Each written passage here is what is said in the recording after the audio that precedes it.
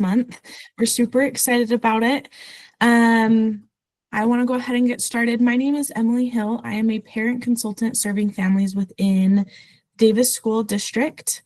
I have been in the position for about a year now, and I'm super excited to be here. I work for Utah Parent Center, but I'm contracted through the district, and I've loved it so far. I do, just to kind of get a couple things in place first, I do want to let you know that we do have the Davis County Trauma Awareness Seminar. That is going to be a free, I really want to emphasize that, is a free 4-hour trauma awareness seminar. It is for Davis County specifically. It's on Wednesday, June 4th, and it will be from 8:30 a.m. to 12:30 p.m. at Davis Technical College. This is going to be four social work CEUs. There will be 4 social work CEUs available. Travis just put the link to register in the chat, and it's also going to have some more information on that as well. So thank you for that, Travis. If you want to look into that, I think it will be a great opportunity. Without further ado, though, just because we want to make sure that we have time for everyone, we are going to go ahead and get started. So our topic today is recipes for connection, and we're super excited about this. I think it's going to be a really great forum today. And I also just want to let you know that this presentation is being recorded, and that will be available on our Davis Links YouTube channel after this, along with the presenter slides that will be available in a follow-up email from Travis. And we will be monitoring the chat as well. So if you have questions throughout, please feel free to just throw them in the chat. Someone will see it, and we would be happy to get to that. But to go ahead and get started, we are going to start with Teresa Smith and Travis Olson. They're both community outreach planners with the Davis County Health Department. So please, you two, go ahead. We're so excited to hear from you. Okay, so I'm going to start. And like you said, I'm Teresa Smith with the Health Department. I'm a community outreach planner and a suicide prevention coordinator here. And my focus is mental health, emotional and social well-being. So Travis asked me to give a quick overview. I think he's going to share our slides, right?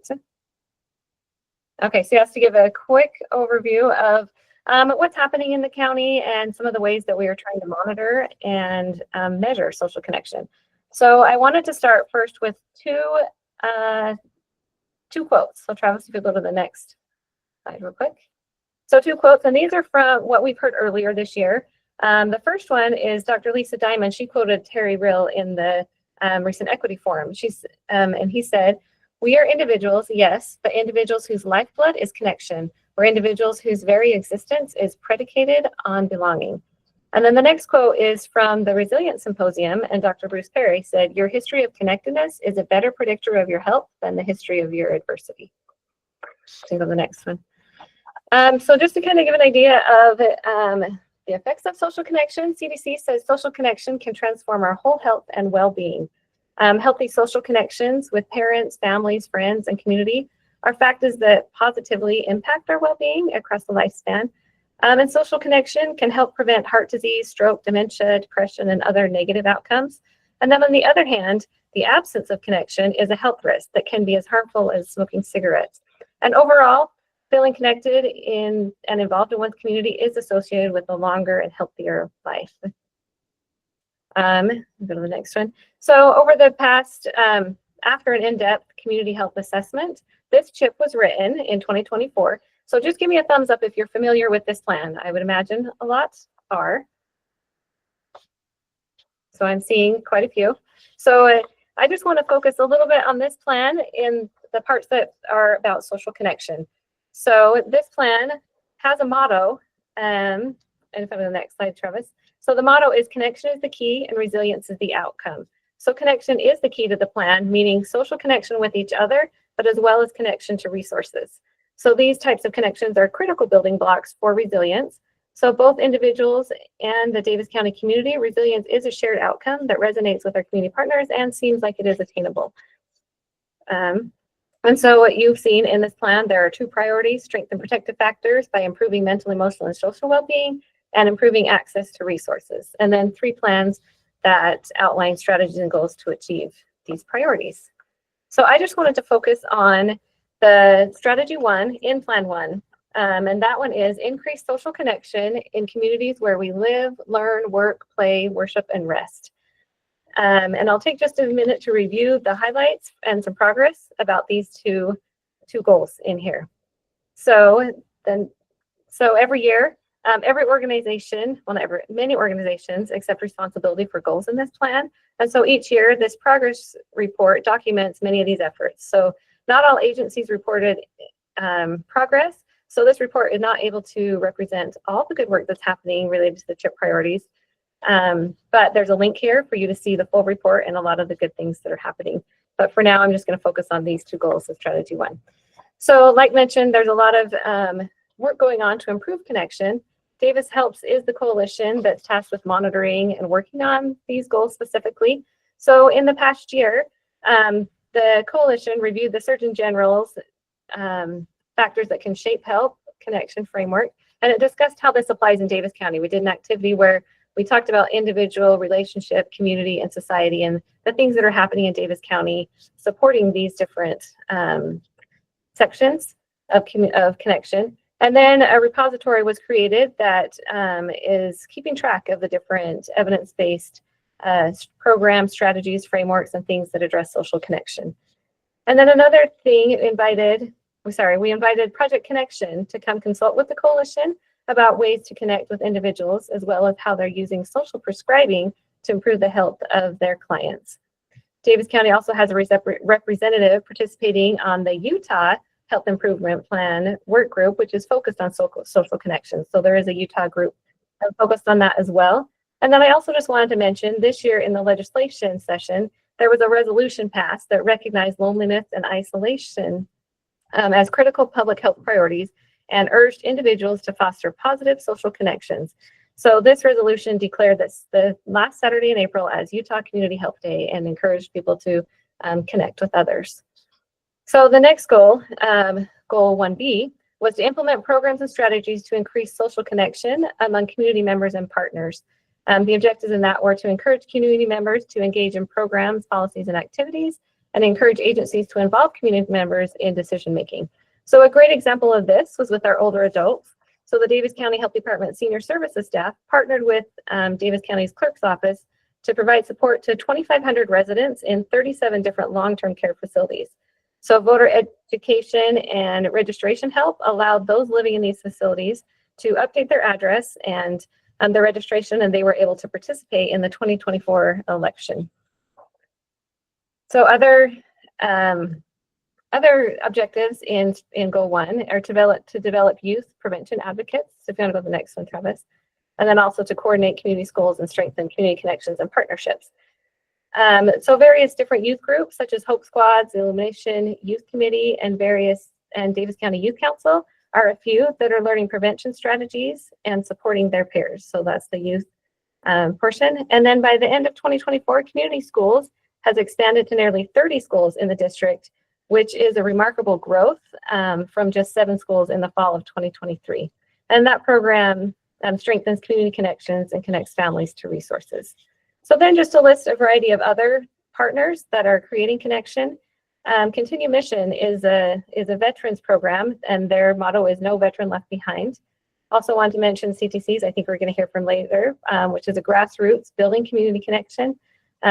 The Davis Technical College, they are connecting through community outreach and within their college. Grand Families were awarded an exemplary program, but they're connecting kinship to each other and then also to resources. And then the Abuse Prevention Work Group, like we heard about last time, they completed a healthy relationship assessment that has also recently compiled this booklet of the healthy relationship resources in our community. So, and then just to mention the Resilient Symposium and the Equity Forum, both of them had keynote speakers that were focused on connection. And the link to the forum is there, and the Resilient Symposium, that one was a time-limited recording of that keynote speaker.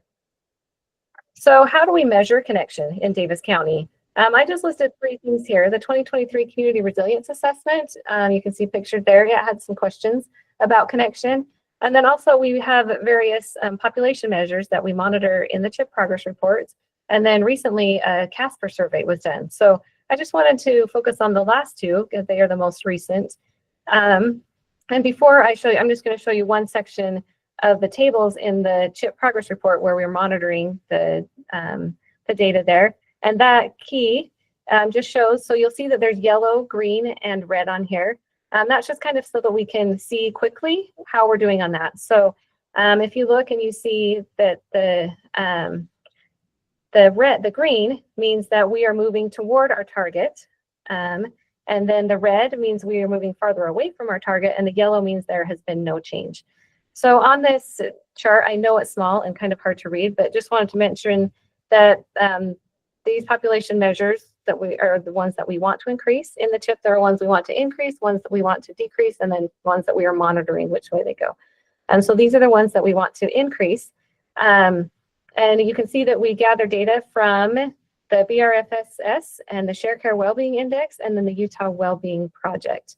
And just wanted to, the most recent one that we can get data on was the Utah Wellbeing Project in 2024. And if you look at these, you can notice that these are monitored at the city level, not at the county level.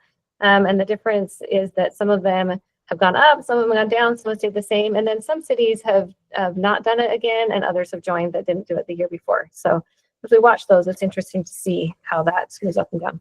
The next one is the Casper survey results. So this one is a brand new report, and that's linked there if you can see the full report. And this was an exercise done in 2024, and it was conducted to practice an emergency preparedness exercise, but we use this exercise as an opportunity to collect data to support community health improvement plan, asking questions that were related to access to resources and services and community connection and engagement. So I just wanted to highlight a few of the findings from this report, and then you can see the full report as that link there. So first of all, just social connection activities. You can see that 63.2% of households are involved in something that improves social connection. And then the community support one, 92.7% of households have someone outside of the home that they can rely on for help.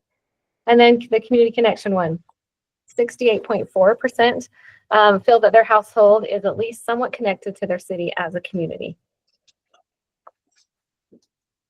So I wanted to, through the chat here, I wanted to hear from you and just some ways that you connect with those around you, those close to you or in your community, things like that. So if you want to take a second and type in the chat some of the ways that you connect in your neighborhood, your community, and to local resources. So while you're doing that, I'll tell you one. Yesterday I went hiking, and it was a holiday, so it was a very busy time on the trail. So with this presentation in mind, I made a point to look people in the eye as I passed by them.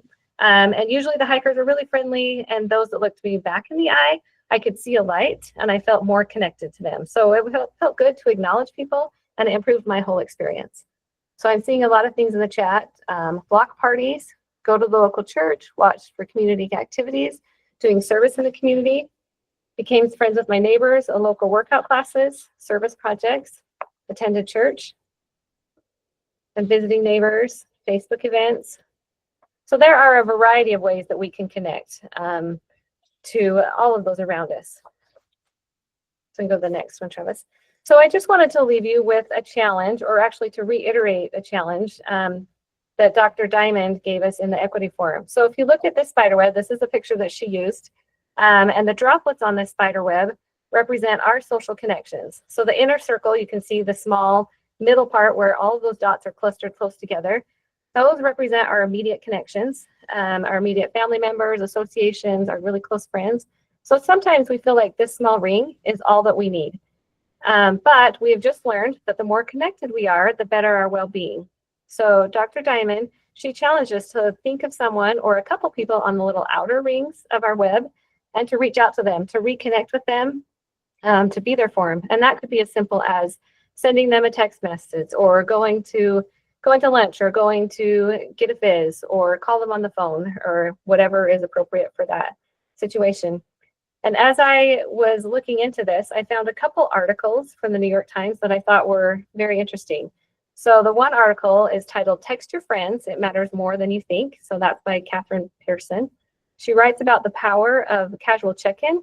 So she says, calling, texting, or emailing a friend just to say hello might seem like an insignificant gesture, a chore even, that isn't worth the effort. Or maybe you worry about the unexpected check-in wouldn't be welcome or as busy as we all tend to be. But new research suggests that casually reaching out to people in our social circles mean more than we realize. So even sending a brief message, reaching out to check in on someone just to say hi, that you're thinking of them and ask how they're doing can be appreciated more than you think.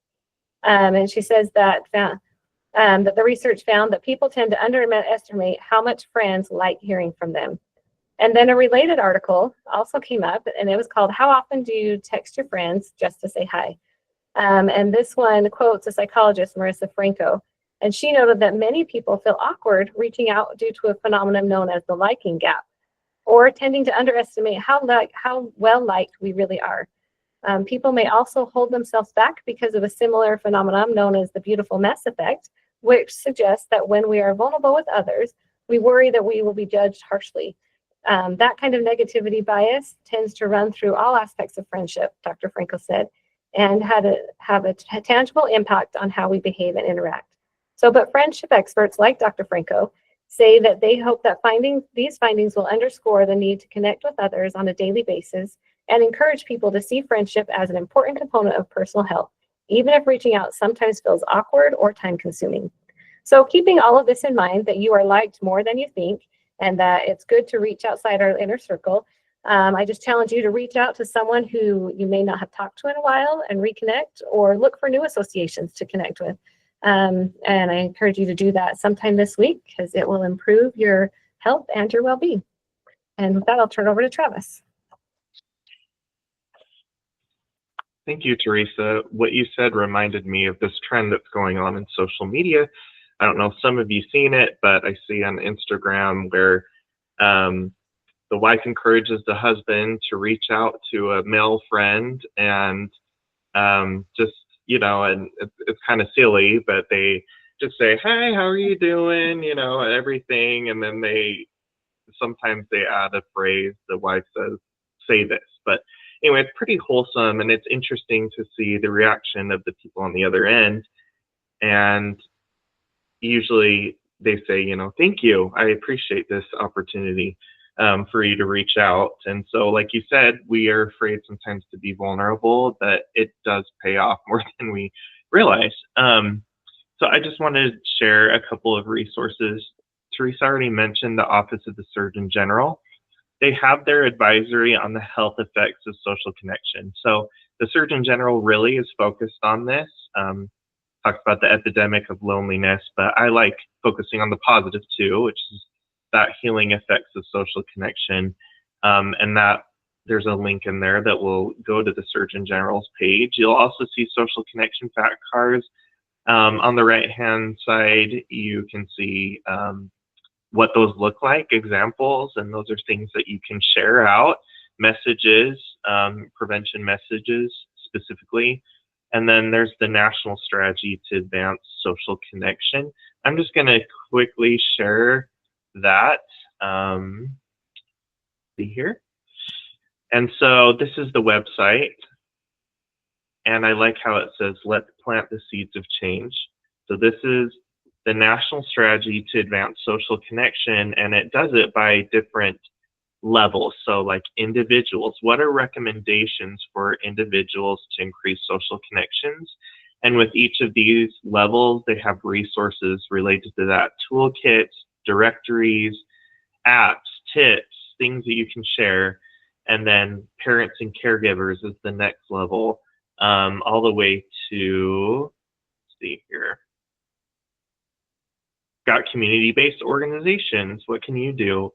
Schools and education departments, workplaces, health workers, systems and insurers, public health professionals, media and entertainment, researchers, philanthropy groups. And anyway, so I like that that's some practical information and tools for each of those groups to increase social connection. And I'm going to go ahead and share the screen again. And another thing that this link takes you to a slightly different place, but also comes from the U.S. Surgeon General's. But I like this. This is called Recipes for Connection, part of the inspiration for the title of our forum today. But it has a lot of ideas on how to make connections around food. And what I like about it is it divides things in sections. So making bite-sized connections, deepening relationships, hosting celebrations, sparking new connections, expanding your circle, and giving thanks. So in each of these sections, there's ideas for how to do that. And then they have a real life example for each one of how people in the US are actually trying to implement that in their own lives. So anyway, some ideas that you could potentially share with other people. And then that is all I have on my end. And then, you'll get these slides later, but they have both Teresa and my contact information. Awesome. Thank you guys so much. We really appreciate that. It's nice to see kind of some updated information. So thank you for sharing that with us, Teresa. And also so nice to have resources to find ways to make those connections. I loved all of your guys' ideas. I actually wrote some of them down on building those connections because I think that is important, especially moving into these summer months. So thank you guys for that. We will now turn the time over to Shirley Griffiths. She is the director of My Discovery Destination. And we're super excited for this opportunity to hear from you. So go ahead, Shirley. Thank you, Emily.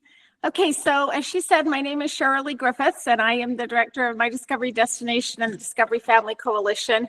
And Teresa, that was a wonderful introduction to really what we do. Those of you that are familiar with the Discovery Family Adventures and what we do during the summer, we call it our Summer Passport Program. It's kind of a special summer themed focus. And it is all about connection. That is in the prevention world where I spend my time. The core, the foundation of prevention is connecting with family. We really focus on two areas. Providing families an opportunity to connect and bond, and helping parents with the social development strategy, for those of you that are familiar with that. And I actually presented on that a while back. But that social development strategy, which is all about giving kids an opportunity to learn new skills and to develop talents and whatnot, and then giving them that reinforcement, providing the opportunity, providing rewards as they complete that, and then that helps build that connection so that then they choose that strong path of building resilience and connecting with those around them and kind of following the path that we would want our youth to be on.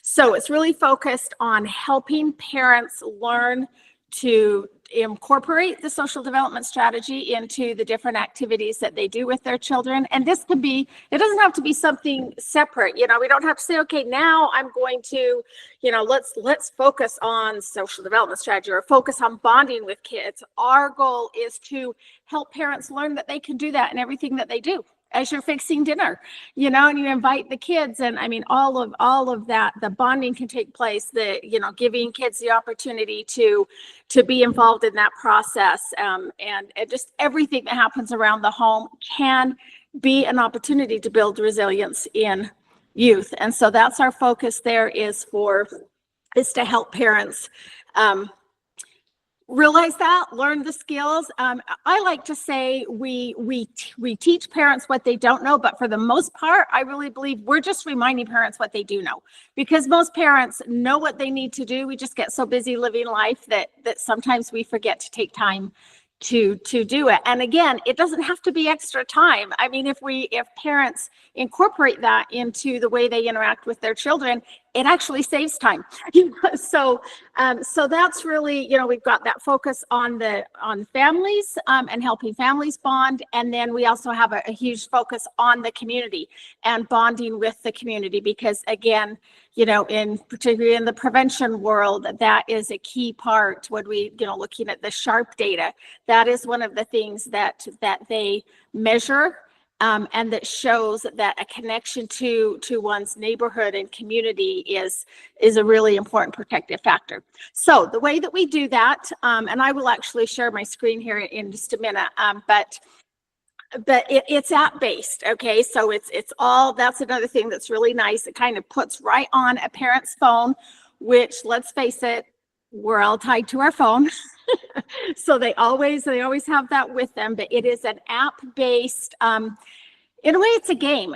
What we've kind of done is gamified the prevention efforts, and we provide all kinds of different activities, and I'll show you some of those. In fact, let me go ahead now and let's see. Allow to share the screen. Let's see. Do I have? Oh, are you seeing? What are you seeing? Anything? Just yet, but I know it's tricky with Google Meet. A lot of people use Zoom, but if you go down the bottom to present now, that little rectangle, and then it should pull up the Chrome tab. And I did that, and it says that it's sharing, but what are you guys seeing? Are you seeing my screen at all? No. No, unfortunately. Okay, and it's disappeared now without giving me, because it thinks that I'm actually sharing. So anyway, that's okay. I will just tell you about try it one more time, maybe. Just see, stop presenting and try it's again. gone. It's not making it available now because somehow it thinks that I am sharing. It seems to, but anyway, that's okay. So I'll just give you like an example. One of the adventures, and we have them in. I mean, there are some that a lot of them are things that families will probably do anyway. In fact, a lot of the things that you guys put in there when you were saying how do you connect, a lot of those are either the main focus of an adventure or a component of an adventure. There are other things that provide, for example, we have park hop. Okay, families very likely will go to the park during the summer.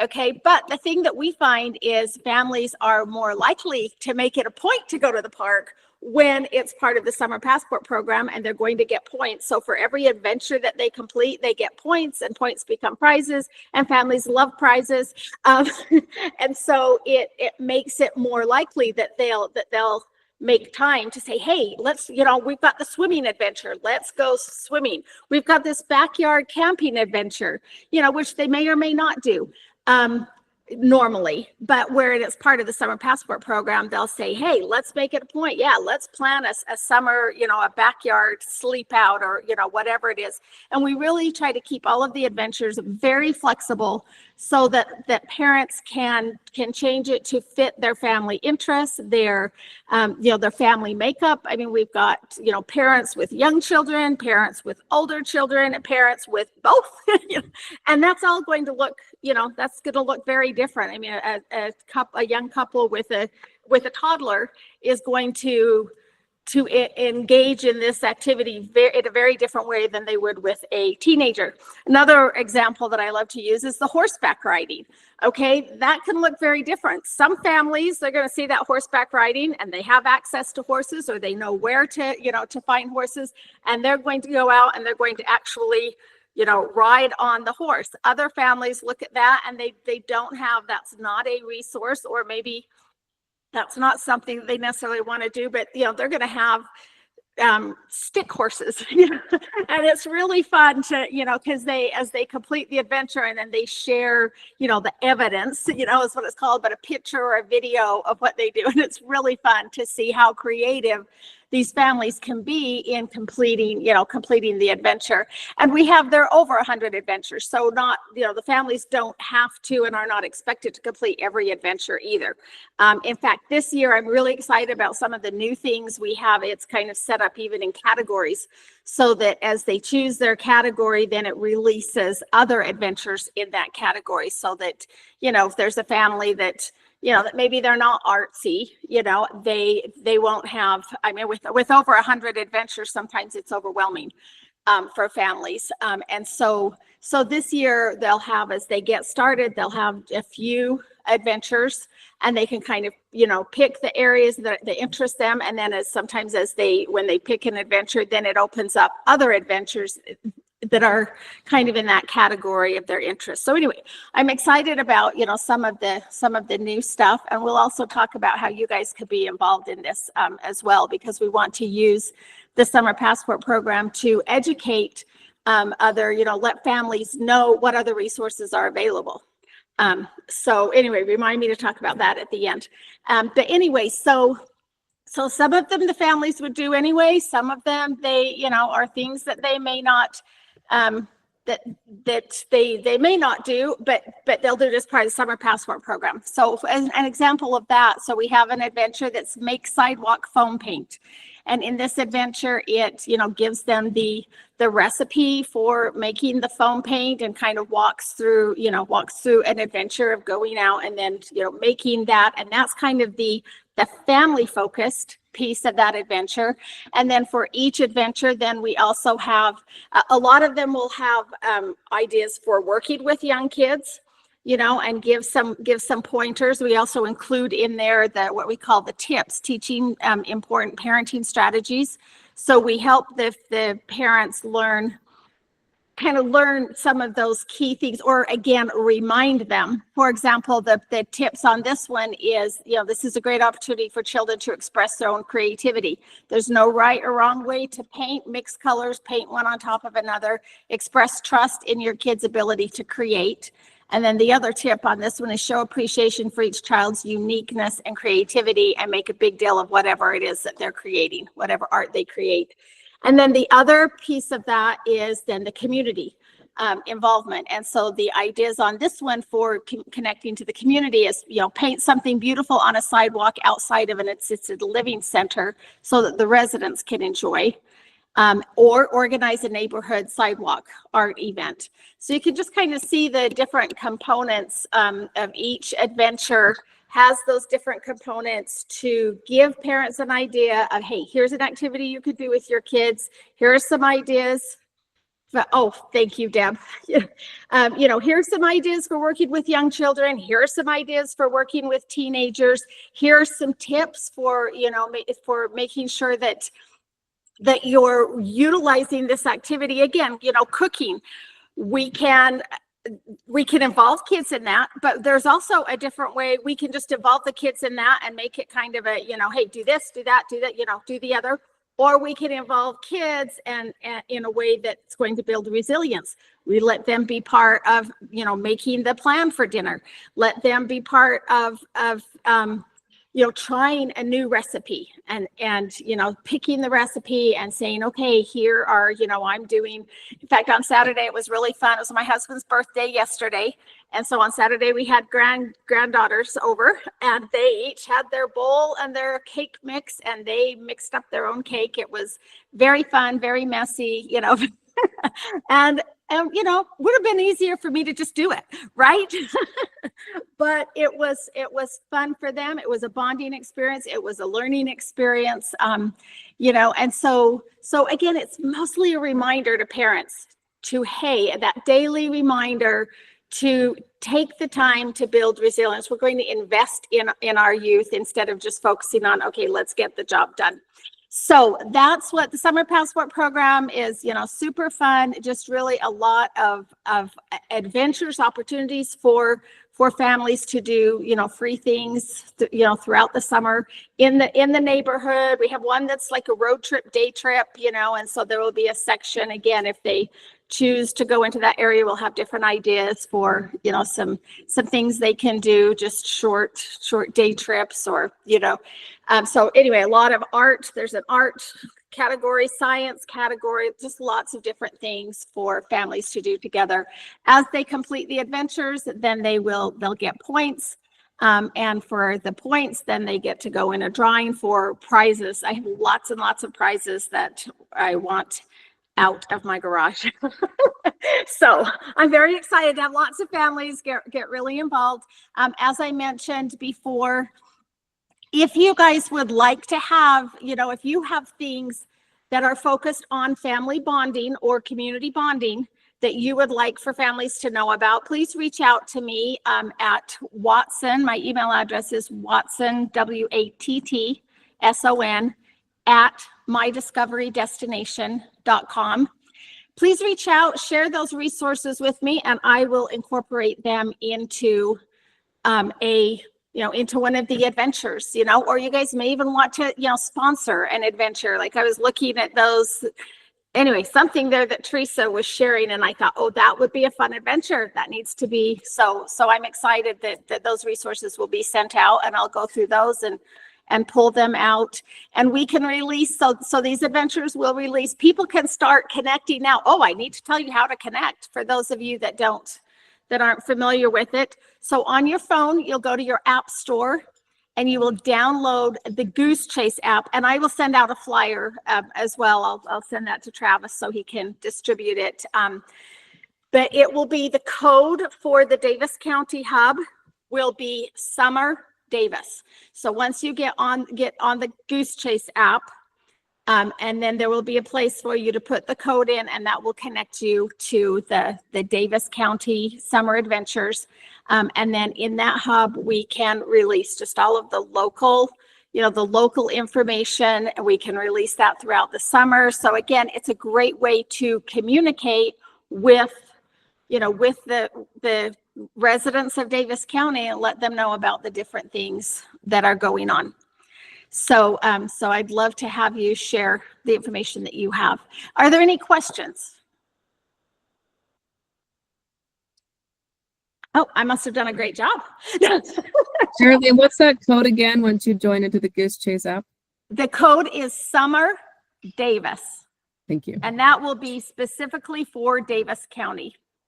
There's also a statewide, if you know families across this state, the statewide code is SPP for Summer Passport Program, Summer. So SPP Summer, and that one will, that will serve families throughout the state. But I've created a hub specifically for Davis County so that we can utilize that to really, get resources out and information that's specifically related to Davis County. Shirley, I'll be sharing a little bit later the link to the Davis Links Community Announcements folder. That's another place that all of our community partners are putting events that are happening. So Perfect. that may be another place you want to pull from. Perfect. Excellent. And when Travis sends out the information, if you guys could distribute that to families that you work with, I mean, this is available for everyone. It is, yeah, it's there for every family. So the more you share it, I really appreciate that, getting it out there. Okay, well, I'll turn it back to Travis. Thank you guys so much. Perfect. Thank you so much, Shirley. I know that I was writing down information. I am in the thick of trying to find activities for my little guy. And so I think anything like that is super helpful. And I know I'm going to be passing that along to the families that I get to work with too. I am not the most creative person. So I think having someone else help me with that is always really beneficial. So thank you again for that. We are now going to turn the time over to Heather Gibb. She is the Bureau Manager and Community Health at the Davis County Health Department. And so we're super excited to hear from her. So Heather, please take it away. Hey, thanks. I love the earlier presentations. This tool that we created was really also trying to just encourage that connection piece with the child and the caregiver.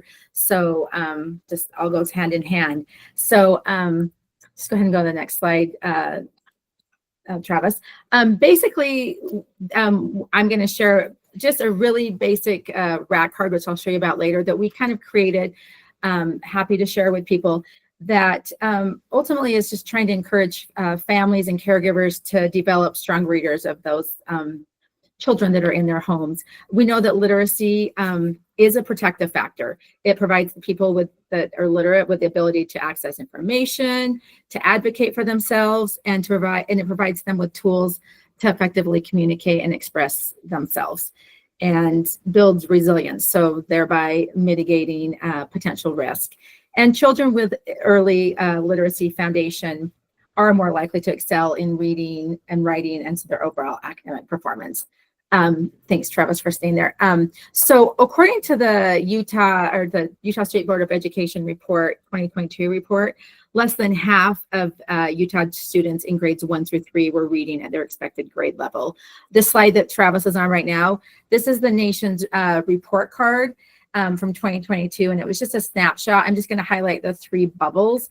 They kind of tried to compare data from 1998 to 2022 to see if we were improving, staying the same. So in 2022, Hispanic students had an average score that was 28 points lower than that for white students in Utah. The performance gap hasn't changed a lot over the years, but it's still too big of a gap. Between male and female students, there really wasn't a significant difference.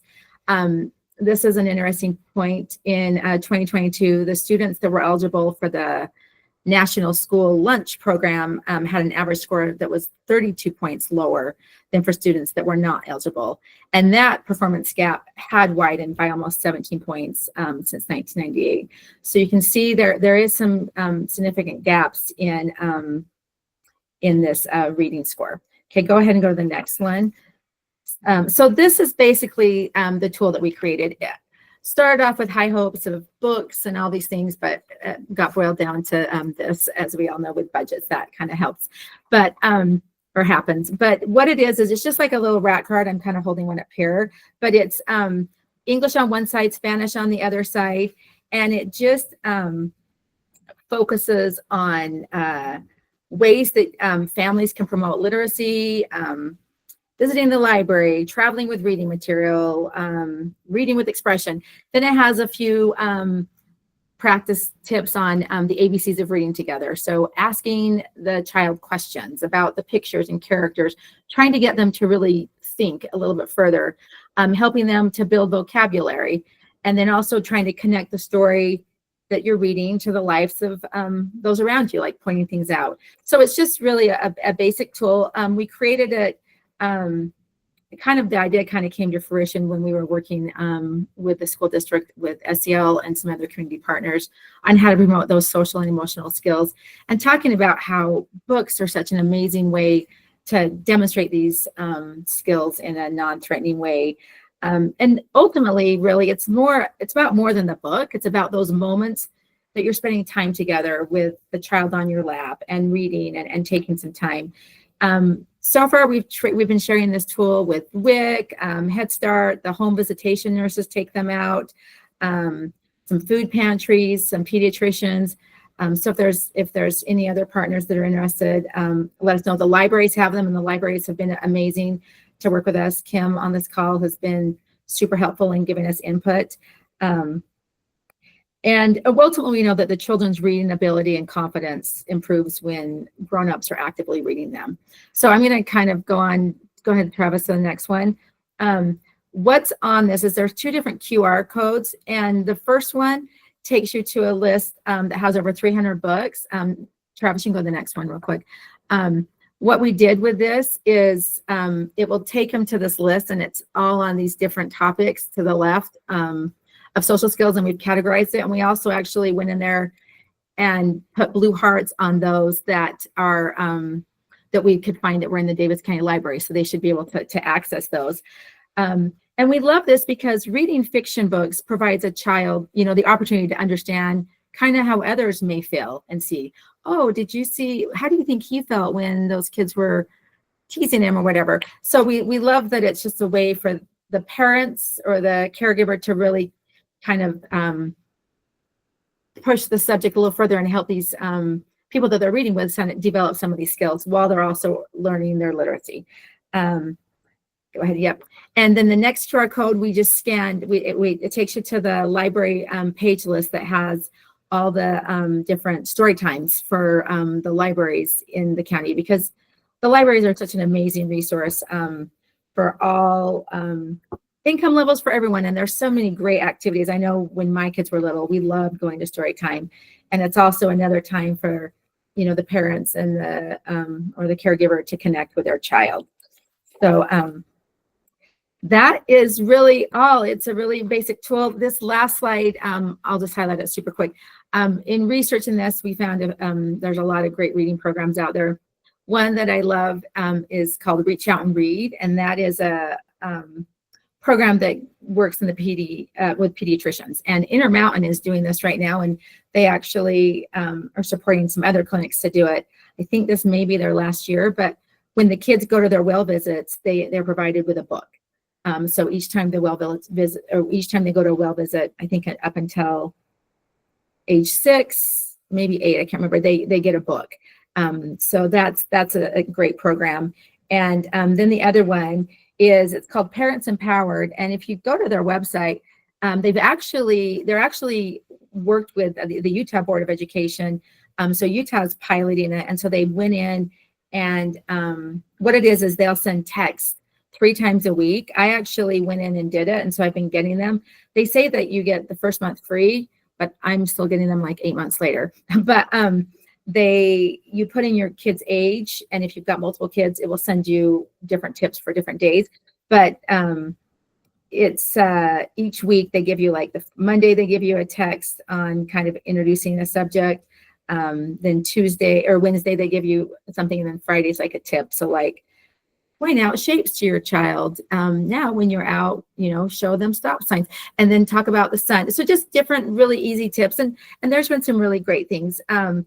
And I know that Utah, they'd paid for like 4,700 spots. And when I met with them in December, they weren't full. But so Head Start, programs like that can actually utilize it.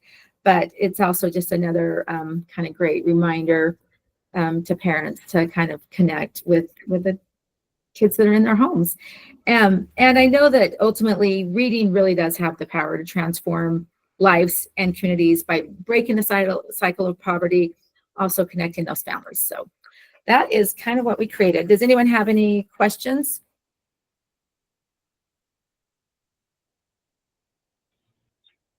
We just have Shirley saying in the chat, this is the type of thing that would be great to highlight as an adventure in the summer reading section. Yeah, The great. summer And perfect. And you could grab some of these and maybe do something where the kids go in and, have to, go to choose different books from different topics. But yeah, feel free to reach out.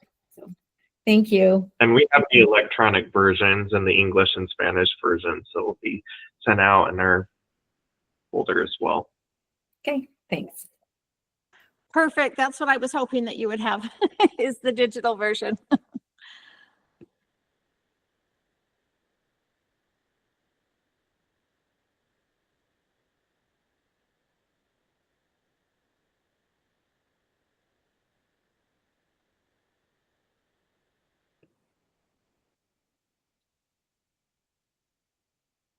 Sorry, my camera was on mute. So thank you so much for all that information. We will go ahead and send this over to Ashley Harris now. She is a prevention specialist with Davis Behavioral Health. So go ahead and take it away. Thank you. Good morning, everybody. Thank you for this opportunity of sharing the Davis Behavioral Health and connections with the Communities That Care Coalition prevention team. If you want to just go to the next slide, Travis, that'd be great. What we do and who we are, we basically help Davis County youth live a safe and healthy lives by preventing substance use and mental health problems through evidence-based strategies, partnerships, and programs. So if you have any questions on what we do, feel free to ask them at the end, or you can always reach out. You can go to the next slide. Sorry, allergy season. Just to add into that connection piece, we all know that being trauma-informed helps us to connect better with those vulnerable populations. Just wanted to give you a quick background on what prevention does to be trauma-informed. I'm not going to read everything on the slide because you will have access to the slides, but just some things that I'd like to point out is that we really do try to emphasize supportive environments that do not re-traumatize, but instead empower individuals in our communities. We try and reduce risk factors to build protection, and we use community level change through early intervention and education to really help. But I'd like to also emphasize that the clinical side of Davis Behavioral Health has their own set of guidelines and standards that are separate from prevention.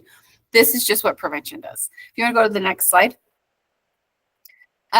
We like to target certain the targets in our populations we are broad audiences. So we do youth, family, schools, and communities, but we also assume that some of our clientele have experienced trauma, and we don't rely on diagnoses because we like to do everything in more of a universal care method.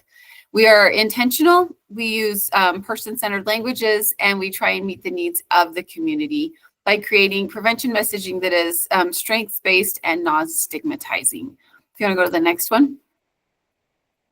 Strategies and tools that we like to use to be trauma informed is focusing on universal and targeted education, which is what I kind of talked about, creating safe environments, relationship building, and community programming, which is what we will be looking at in this presentation, is the programming that we do offer. The role of prevention. No, you're fine. Go ahead to go to the next one. You can go to the next one. The role of prevention for us is really targeting some of these classes that we offer. These are the classes we're going to look at in this presentation. We have MBSR, emotion coaching, learning to breathe, everyday strong, nurturing healthy relationships, circle of security parenting, and strengthening families, along with our suicide grief support group. However, our emotion coaching classes will be discontinued at the end of, they have been discontinued. School year's over. Wow, that was bad. So we discontinued teaching that one at the end of this school year, but with the rest of our programming will be up and running again in the fall. If you want to go to the next slide. The first class we have is mindfulness-based stress reduction, or MBSR. What MBSR does is it's really good in creating a connection with yourself.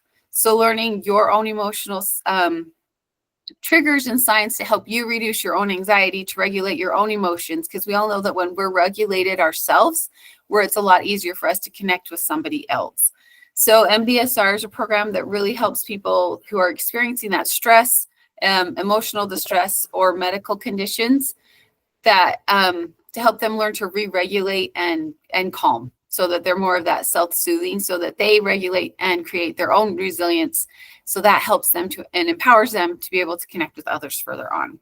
And the next class that we have is learning to breathe. Again, it is another mindfulness-based class, curriculum that is focused and designed for youth, but we also do teach it to adults.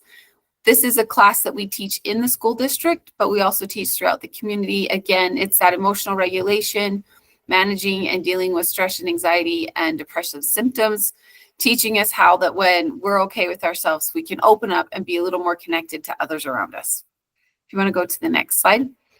Everyday Strong is a workshop that we teach that is designed to empower caring adults to support the mental health and well-being of children and teens.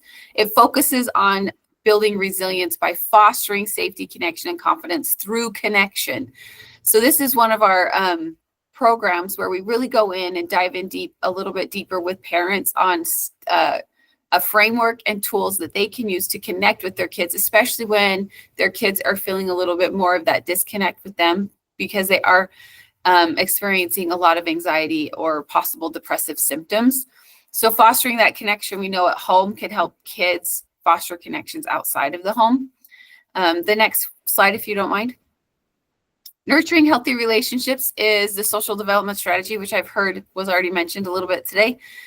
We go in and teach parents how to utilize the social development strategy and teaching kids skills and giving them opportunities, showing that recognition to emphasize and encourage healthy behaviors and healthy relationships for kids with parents. Because we all know that when kids and parents are connected, it opens up that connection for them to connect in other areas, like with teachers, in the community, with mentors, and various other opportunities that we're giving kids and families to build connection. So this workshop is really good at strengthening those opportunities and helping parents know how to foster that within their own homes. If you want to go to the next slide. Circle of Security Parenting is a parenting program that's designed to improve care and caregiver-child relationships and enhance secure attachment. So we use the Circle of Security circle, where we teach parents and caregivers how important it is to nurture kids and make them feel safe, but then give them that opportunity to go out and explore the world around them. And when things start to feel a little bit dysregulated emotionally for that child, they will come back to their parent, and the parent again will then strengthen that relationship, and the circle goes over and over again. This class is very much more geared to a younger child, around the ages of 1 to probably about 10 to 12 years old. However, the information in the class is good for all relationships, so I wouldn't discourage someone from taking it if they didn't have young children, knowing, however, going into that class that it really is geared for a younger child set. If you want to go to the next one. And then we have our Strengthening Families program, which is again designed to prevent substance use for kids by enhancing family cohesion and that family bonding and connection. This class teaches lots of skills with goals and peer pressure for the kids. It teaches parenting skills such as teaching parents about limits and how to love their kids and how to show that love for their kids, enhancing and then coming back to that strong family bond, which we know connection in families creates connection in societies. This class is geared for kids ages 10 to 14. They take a class while the parents take a class, and then we bring them all back together again to foster that connection to the family and the parent or child again. You can go ahead. Yeah. Mind Up is a new program that we piloted this last school year that we will be actually teaching more in the school district this following year. Again, it is a mindfulness-based class that aims to enhance child's mental well-being, resilience, and academic performance through evidence practices, again, teaching that emotional resilience to help foster connection. And the final class that I have to give you information on is our suicide, loss, and grief support group. This is provided through Davis Behavioral Health, and it is a peer-to-peer support group for those who have lost loved ones through suicide. We know that when these kind of traumatic experiences happen to people in our communities, it is very important for them to find a place of strength and comfort with others who can help support them through that time. And this is just a group that can really help foster that healing and connection in a compassionate way on a level that they're ready for. And that's just kind of the end. This is all of our classes in a nutshell. We do have a copy of this chart that I can send you digitally if you want to send it out. Otherwise, it's connected to this. If you use the QR code, you can sign up for any of our classes for the fall. They will be starting back up the first part of September. All of our classes are free for any Davis resident. However, MVSR is our only one that we do charge for, but we do offer scholarships for those who would still like to take the class. And then my last slide is just contact information. If anybody wants to reach out, if they have any other questions outside of opening it up for questions right now.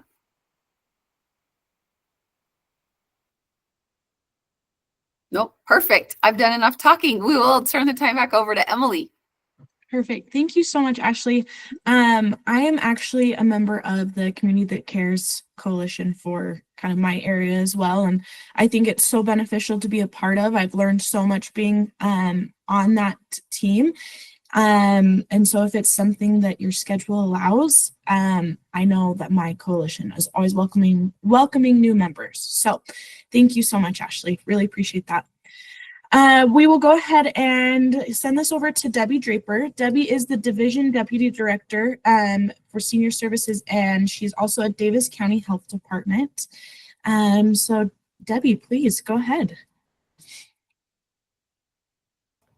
Hey, thank you for inviting us today.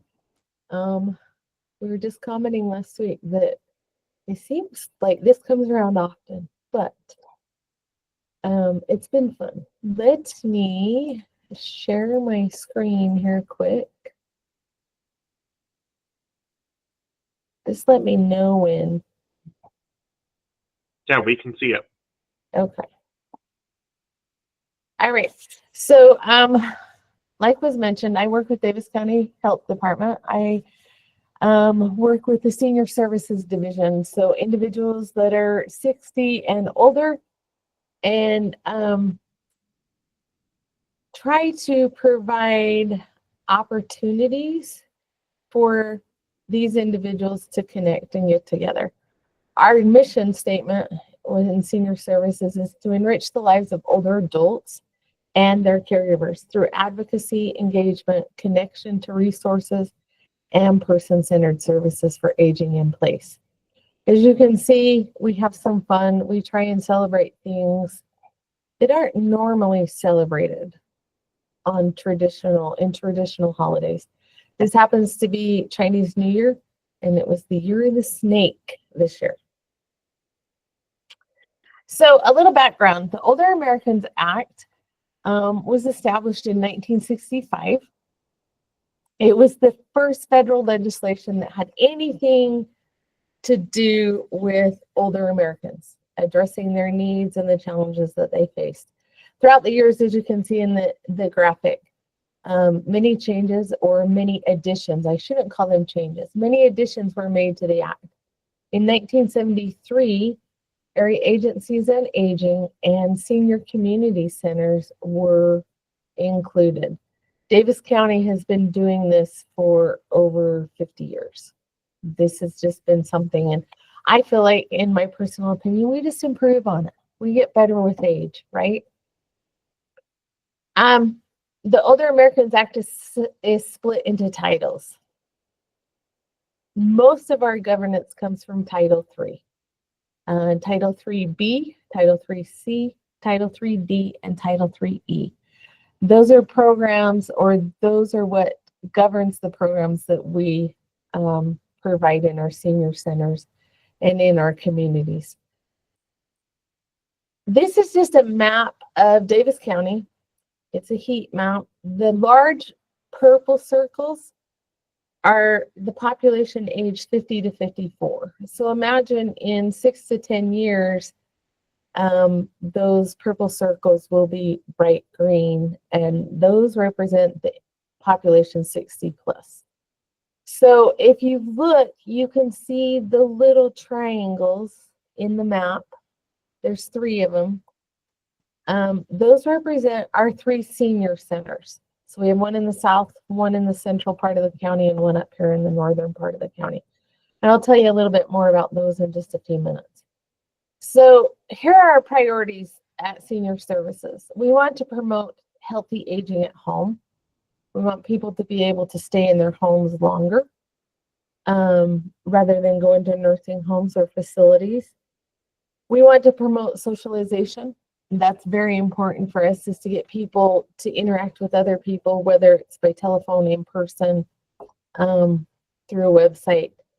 We're also focusing this next year on malnutrition. We're partnering with our state area agency on aging, or state aging office, on a grant for malnutrition to decide if the current methodology we use to determine eligibility for our programs is effective enough, or if we need to move to one that's addressing malnutrition. Now, when you think of malnutrition, you're probably thinking of somebody that's really skinny. You can see their bones, things like that. Malnutrition can be present in any form. You can have a person that's obese, yet malnourished because they're not eating the proper foods. They're focusing more on just fast foods or quick foods that they can eat, pop in the microwave and eat, yet they're not focusing on the nutrients and the specific vitamins and such that we need every single day. We also prevent the exploitation of seniors. That's one of our priorities, and provide assistance for, we want to be the trusted source for Medicare and Medicaid discussions here in the county. And we provide access to healthcare appointments through our medical transportation program. All of these services are available throughout the county. You can access them by contacting one of our senior centers, or you can call our main office to access them. As I said, we have 3 centers: Central Davis, which is in Kaysville, North Davis, which is here in Clearfield, and South Davis, which is in Bountiful. Each center has its own unique demographic and its own unique challenges and activities to go with that. So this is some data from 2022. I had to think on my year, about our senior centers. So the average age, or our largest age group at the time, was 75 to 80. We averaged about 18% in that age group. The interesting thing is 2 out of 3 of our participants are women. They come in, they exercise, they do whatever they need to do. We have a multitude of activities at our senior centers, a multitude. We encourage social interaction. We want people to come in and just be with other people, whether they're shooting pool, playing bingo, doing different games and activities, like bunco or dominoes, mahjong. We have craft classes where they can come in and learn a new craft or just do a craft. There's many people that just like to get together and do things. So we do different craft classes once a week or once a month, sorry. We have movies that are offered at our senior centers. A couple of the centers offer weekly movies. One center offers a monthly movie and makes it a big deal. We have cards. We have groups of people that the only thing they come into our buildings for is to sit down and play cards. Pinochle, bridge, Texas Hold'em, hand and foot. It is interesting. Just don't mess with the card players. You don't mess with bingo in a senior center, but don't mess with the card players, especially when it's 4:45 and they've just started a new hand. So they don't like to be told it's time to leave. We do bus trips as well. We'll take them on short day trips. We go up every year and we take them through the canyons to see the fall leaves. We'll do the holiday lights from Cache County down to Utah County. Just depends on where we want to go. We have lunch groups that go out and eat monthly. And then once a week at some centers, twice a week or twice a month at other centers, we'll take them shopping to a local grocery store, Walmart, Smith's, Bowman's. We'll take them, we'll drop them off. They can go do some shopping and then we'll pick them back up and deliver them to their home. Shopping is usually done after center activities for the day. We have educational classes as well. We have lapidary. Lapidary is where you take a rock and you cut it and polish it, and you create beautiful pieces of jewelry or bookends or different things. It's become quite a popular class at two of our centers. We offer it at Kaysville and North Davis. We have a driver safety class. We partner with AARP and we do their driver safety monthly. You can find it once a month at any of the 3 centers. Stained glass is offered at one of our senior centers at the Bountiful Center down in South Davis in Bountiful. We have ceramics that is offered at Central Davis. You can go in, they'll teach you how to do them. You've never done them before. They'll teach you how to do them. If you've done them and you just want someone to come and talk with, you can do that. We have arts and crafts. I've kind of hit on that, but along with that, you can come in if you are like a crocheter or knitter, or you like to sew small things, bring your stuff in and sit and visit with people. We also have quilt groups that come in. We have various support groups that are also here to help people who need support, who need just somebody to talk to. At lunch, this is our main reason for having our senior centers, is to provide a well-balanced, it's been analyzed by a dietitian, meal at each of our 3 senior centers throughout the day. Interesting fact about our meals are prepared at the Davis County Jail by inmates, but we do not have the same, we don't use the same food as what the inmates receive. We actually have even a different food vendor or provider that they use just for the Meals on Wheels program. We provide nutrition counseling. We have a registered dietitian on staff that will talk to people about their dietary habits and how they can improve their nutrition. Monthly, we send out nutrition education from different sources. We have a dietitian through our food provider that gives us handouts. We have our own dietitian who provides nutrition education, and then we partner with USU and other local community partners to provide us with presentations at lunch, flyers that we can hand out to our homebound, or just different little things, anything that we can provide. We can pop it on our Facebook page.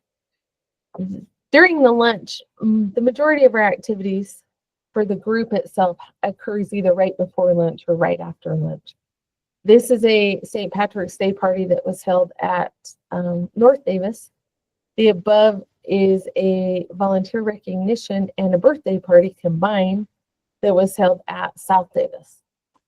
We try to do something along this lines on a monthly basis just to get people together to have some fun. These 4 ladies in this picture right here didn't know anybody when they walked into this center. Now they formed their own little tribe. And they're welcoming and include whoever that wants to come in. They don't speak English though. So caveat is you have to be able to speak Spanish to understand them, but there's ways around it. Another way that we provide that opportunity to socialize is through our evidence-based classes. I just forgot the year. I think it was 2006.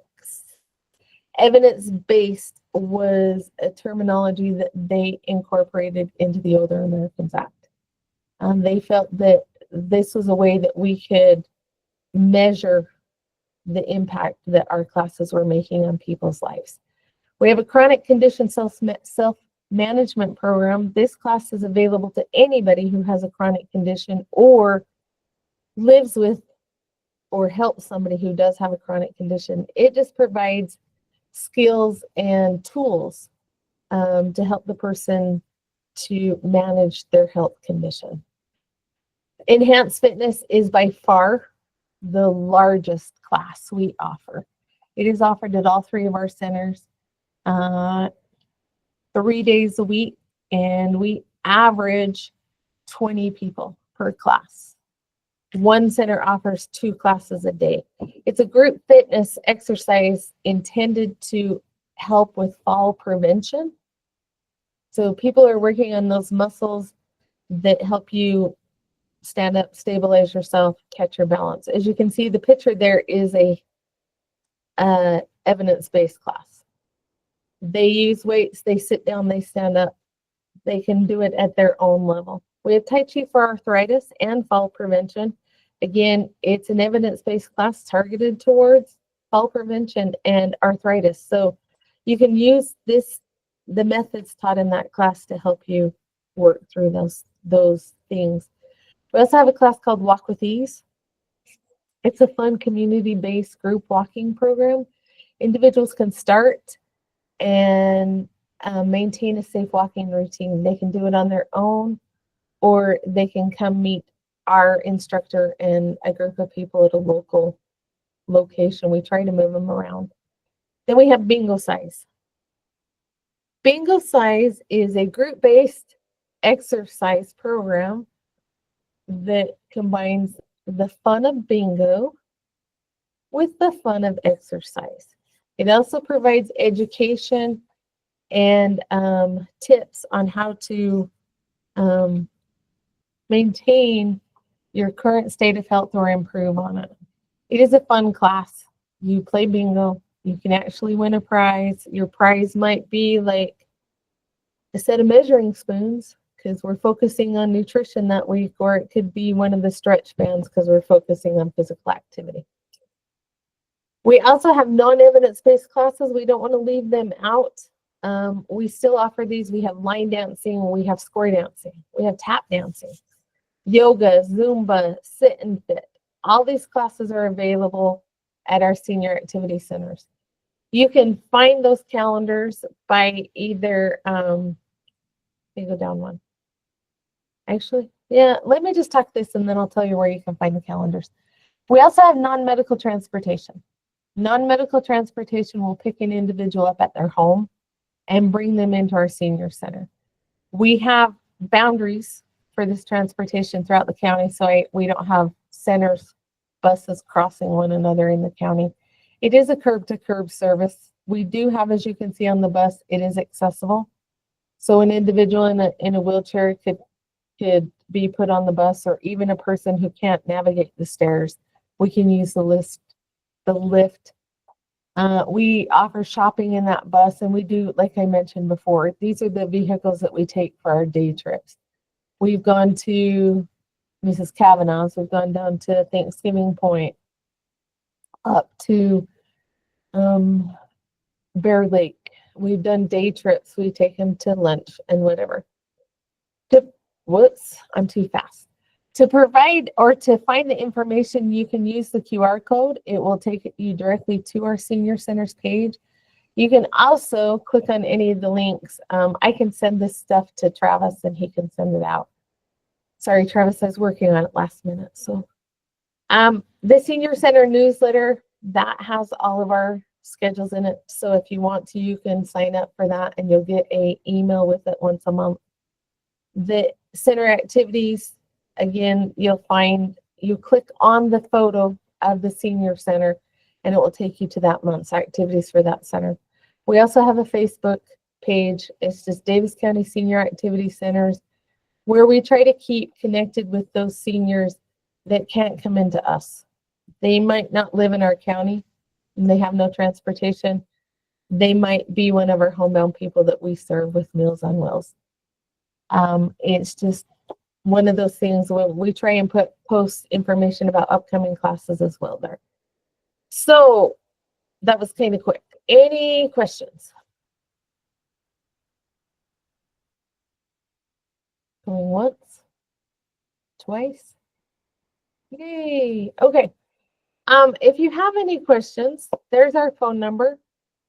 The 5050 number, you can hit any one of the options and you will get one of our staff people, one of our case managers, and they can answer any of the questions. Earlier in the slides, when the 3 centers were there, those phone numbers for the centers are there as well. So I'll send these to Travis and you guys can do what you need to do with it. Okay. Thank you. And I'll turn it back to Emily. Great. Thank you so much, Debbie. We really appreciate that. That gave me information I definitely didn't know about. And so I think that's going to be good to pass along to any families that we work with, and to look into for any of my personal relationships as well. So really appreciate that. I did want to know, did anyone have any other questions, whether for Debbie or any of our other presenters that we had today? Maybe something kind of came to your mind as we were going through these other presentations. Please, you can throw it in the chat. You can speak up anything as we wrap up. I do want to let you guys know that next month's forum is also going to be virtual, so similar setup to today. It is going to be on June 24th, so that Tuesday from 9 to 10:30. That is just our standard time.